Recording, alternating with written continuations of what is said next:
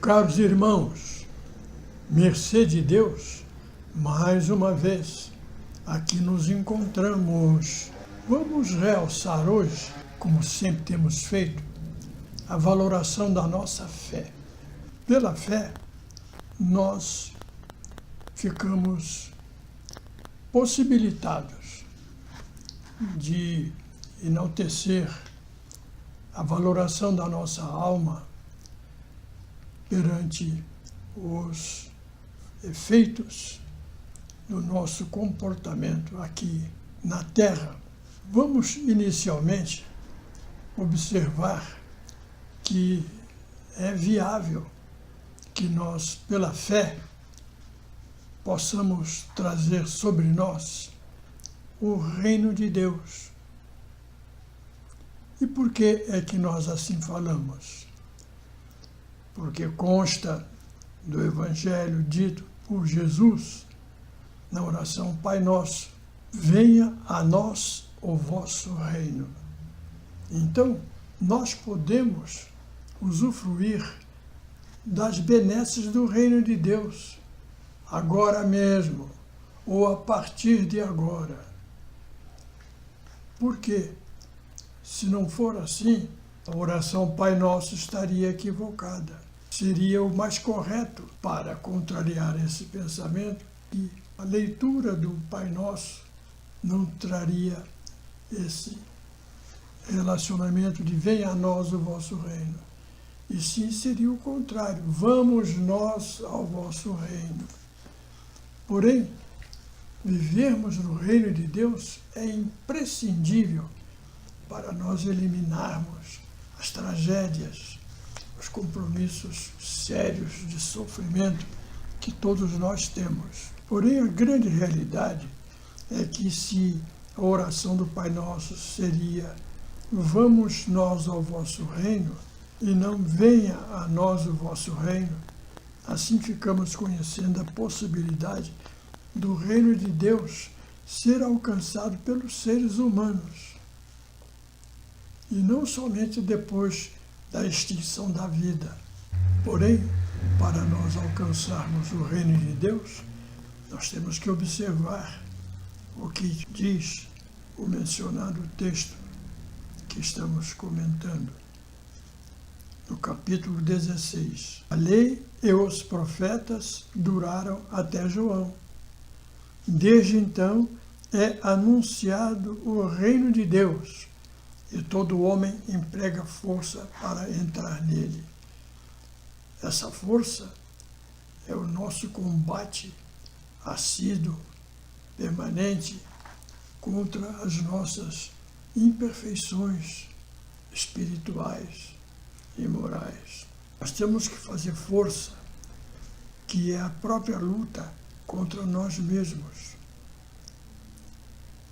Fazendo-se violência, temos que combater contra o nosso egoísmo, orgulho e vaidade, para podermos nos habilitar a entrarmos no reino de Deus. Então, segundo os servos de Jesus, nós temos que fazer força, como sempre relembramos no capítulo 16, versículo 16. Como repetimos, como observa São Lucas no Evangelho, a lei e os profetas duraram até João. Desde então é anunciado o reino de Deus, e todo homem emprega força para entrar nele. Essa força é o combate permanente aos nossos defeitos morais, ao nosso egoísmo, orgulho e vaidade. E essa trilogia maldita é impediente de praticarmos os ensinamentos ministrados por Jesus, resumidos no bem a fazer ou mal a evitar. E é uma grande força que nós temos que fazer na luta contra nós mesmos, fazendo-se violência contra nosso próprio orgulho, egoísmo e vaidade, que são impedientes de praticarmos os ensinamentos ministrados por Jesus, resumidos no bem a fazer ou mal a evitar. Não simplesmente o bem pelo impulso nobre do coração, mesmo em grande qualidade ou quantidade, na medida de nossas folgadas posses, porque aí podemos não fazer esforço.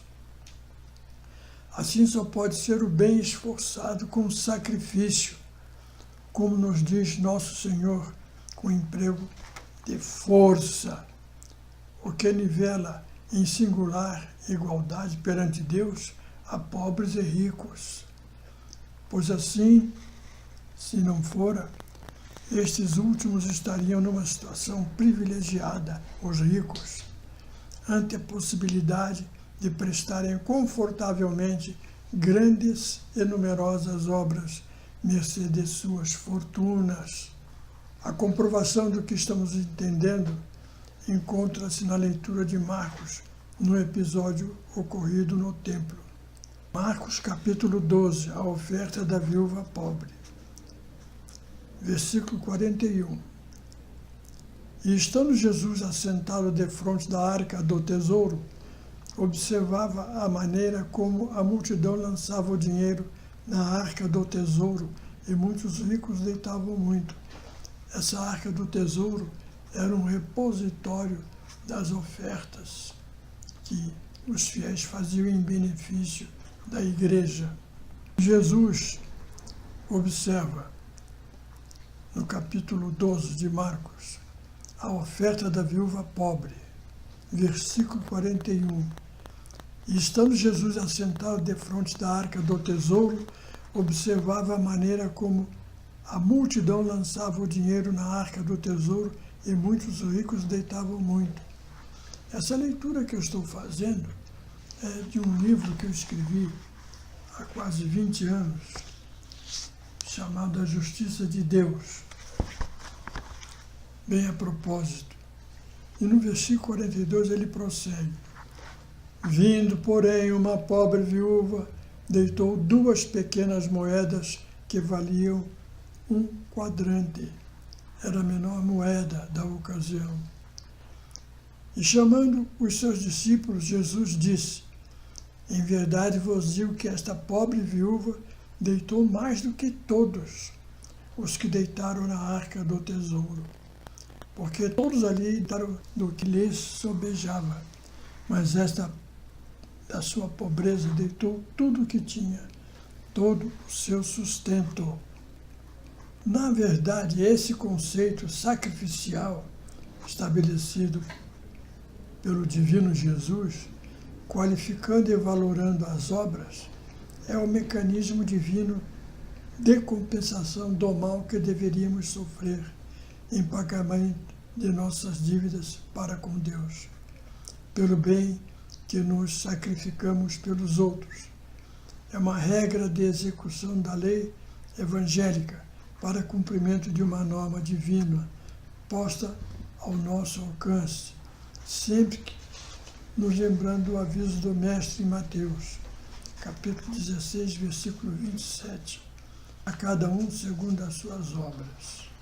Com efeito, considerando-se a cidadania como conjunto de normas jurídicas regendo nosso comportamento na sociedade, estabelecendo direitos e obrigações, esse episódio narrado por Jesus nos sugere, além da humana e racional, haver uma outra cidadania divina e universal, a que todas as pessoas viventes em qualquer país são submissas, cujo conhecimento nos habilita na busca de acerto em nossos atos perante Deus, com a finalidade de proteger-nos, cancelando-se punições expiatórias pela troca em obras de sacrifício a favor do próximo. O juízo de Deus incontinente processa sua decisão extinguindo a punibilidade sacrificial compulsória do destino, proporcionalmente ao grau de sacrifício voluntário do bem dispensado aos necessitados de amparo material ou moral, de perdão, tolerância ou de outras virtudes evangélicas de prática tão custosa e difícil. Então vejamos que esses conceitos do Evangelho são normas precisas, exatas, e que foram estabelecidas por nosso Senhor Jesus Cristo. Prestemos atenção no Evangelho para reger as nossas vidas de acordo com a lei divina, para que possamos usufruir dos benefícios de proteção e de progresso espiritual. Um grande abraço, fiquem com Deus.